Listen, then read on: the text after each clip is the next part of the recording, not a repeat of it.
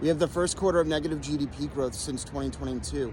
The first quarter of GDP for this year is negative 0.3%. This is much lower than estimated. Estimations were a positive 0.3%. And this goes to show you that there's a lot of uncertainty right now between businesses with the tariff policies and consumers holding back on spending. You know, they're not sure when deals will be reached and stuff like that, and they're pulling back on spending due to this uncertainty. This isn't that much of a surprise because the Atlanta Fed GDP report, the last revision was also negative. So this is just really a formality. This is mostly due to trade. Pretty much trade imports ahead of time of these tariffs. That's partially why GDP growth is down, combined with government cuts.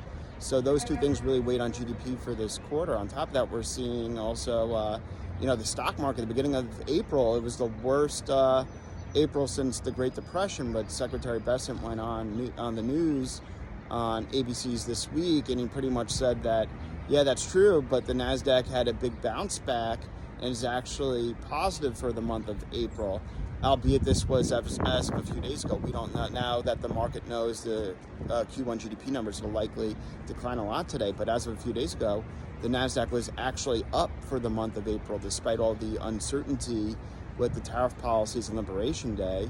But at the same time, this is also the worst 100 days for the stock market since for a president's term since Nixon in 1973. So yeah, hopefully we have more of a turnaround, but honestly, I don't really think so. It's a game of chicken between the White House, Fed, and China, and it looks like no one wants to blink, especially with this report.